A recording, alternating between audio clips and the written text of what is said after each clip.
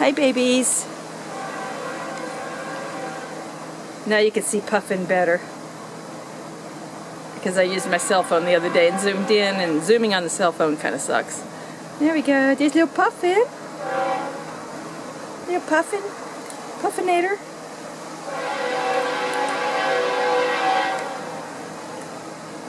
I wish I could get somebody interested in taking her in. She'll only let me touch her right now. She's still feral.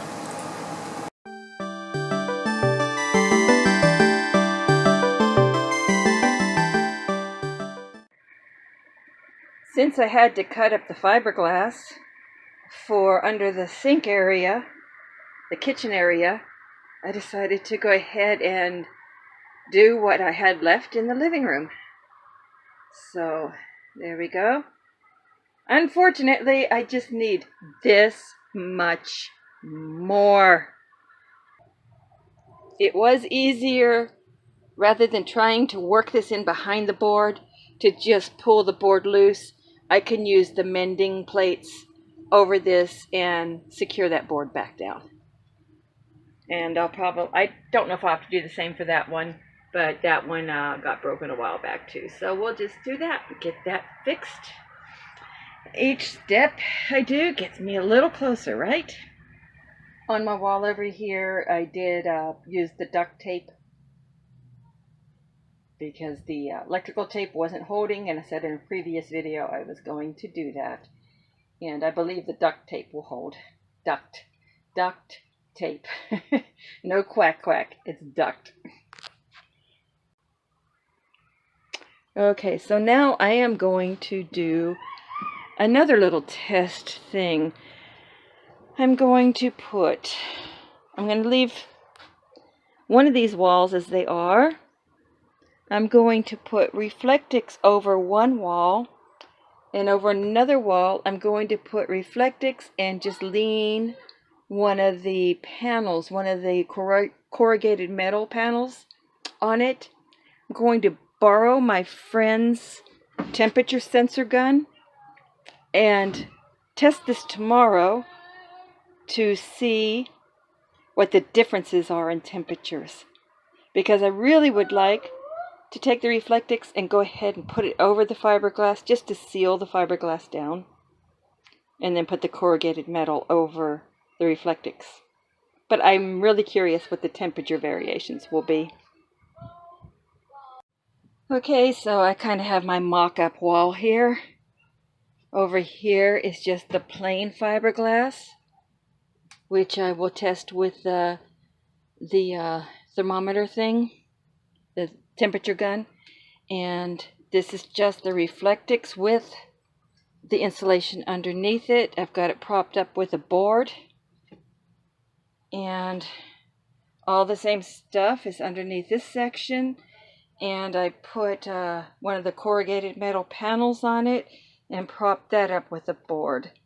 So this is just going to be a simple test to see what my values are as far as the temperatures, the variables in the temperatures. Today is April 27th, 2019. It is 83 degrees in here.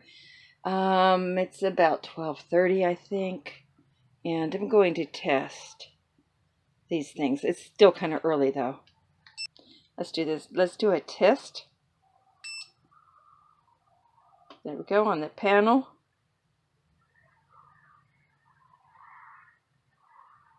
And it says, get off the glare. It keeps changing. Okay, so it's around 87 degrees. Okay, now let's test the reflectix. Reflections.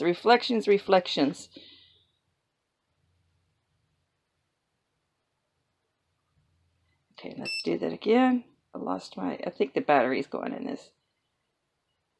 Okay, it says around 87. Okay, this test isn't turning out like I'd like it to. Okay, we'll test the fiberglass itself. 87. And then we'll test this little spot over here where I peeled back some fiberglass. And it says, okay, there is a little bit of a difference. It says 95, 96, 95.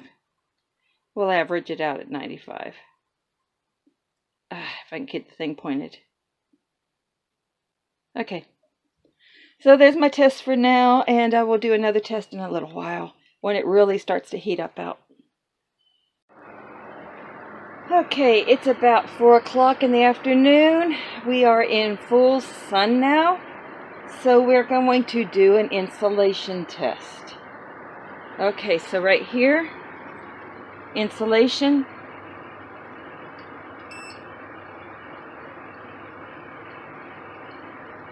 (92 degrees). Right here, corrugated metal on reflectix on top of insulation.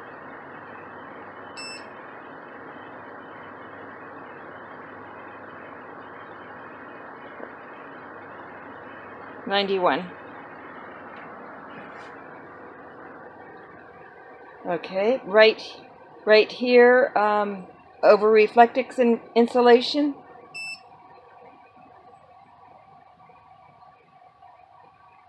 92.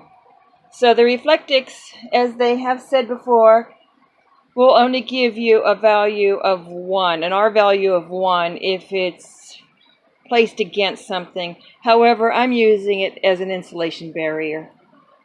Okay, and this, I pulled the insulation off of this wall. There we go. Whoops. Come on, it's hard to keep it steady.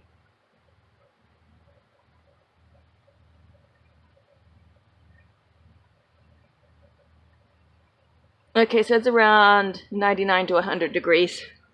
It's hard to keep it steady. So that is my insulation test. So using the corrugated metal is not going to make it any warmer, which is good to know.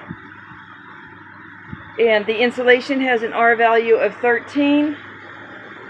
The reflectix, since it's against insulation, as I said, since it's against a surface, only provides an R value of 1. So that gives me an R value of 14. Oh, that's still doable. And I was going to work on my corner spots in the floor, but today I'm just not quite with it. I'm just kind of tired. So I decided to just go ahead and finish installing the kitchen cabinets. So that part's done. You know, like I said, each little thing I do adds up. So the only cabinets I have left, cabinet doors I have left, is this in the bedroom, which I have to do something with the hinges first. The hinges are frozen. And then, of course, rebuild the bathroom cabinet back there. I'm going to clean up this area, get some of this clutter out of here.